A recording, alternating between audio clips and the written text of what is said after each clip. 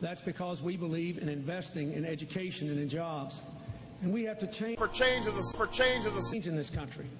You know, my wife Hillary gave me a book about a year ago in which the author defined insanity as just doing the same old thing over and over again and expecting a different result.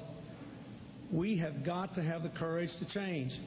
Experience is important. With ordinary people over the last year and a month, I've touched more people's lives and seen more heartbreak and hope, more pain and more promise than anybody else who's run for president this year. And I think the American people deserve better than they're getting. We have gone from first to 13th in the world in wages in the last 12 years since Mr. Bush and Mr. Reagan have been in. Personal income has dropped while people have worked harder. In the last 4 years, there have been twice as many bankruptcies as new jobs created. We need a new approach. The same old experience is not relevant. We're living in a new world after the Cold War, and what works in this new world is not trickle down, not government for the benefit of the privileged few, not tax and spend, but a commitment to invest in American jobs and American education. Controlling American health care costs and bringing the American people together. That is what works. And you can have the right kind of experience and the wrong kind of experience. Mine is rooted in the real lives of real people, and it will bring real results if we have the courage to change. Courage to change. Courage to change. Courage to change. The only reason I'm standing here today is because somebody, somewhere, stood up when it was risky. Stood up when it was hard. Stood up when it wasn't popular. And because that somebody stood up, a few more stood up. And then a few thousand stood up. And then a few million stood up. And standing up with courage and clear purpose, they somehow managed to change the world. As president, I will end this war in Iraq. We will have our troops home within 16 months. I'll close Guantanamo.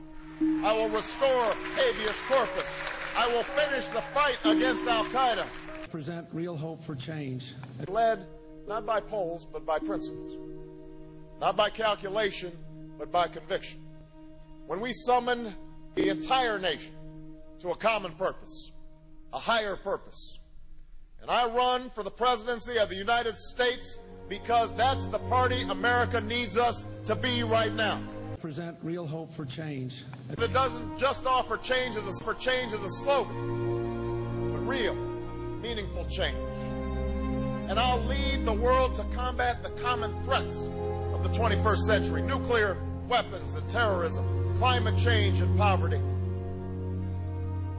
genocide and disease. For change as a present real hope for change. Present real hope for change. For change as a we can't play defense. I want to play some offense. I want to actually get something done this time out in this election. I want to start solving some problems for the American people and the people right here in Newton. For change as a people that the real gamble in this election is having the same old folks do the same old things over and over and over again and somehow expecting a different result. That's the real risk. That's the real gamble that we can't afford because the stakes are too high. Present real hope for change. Present real hope for change. Present real hope for change. For change as a for change as a for change as a for change as a for change as a for change as a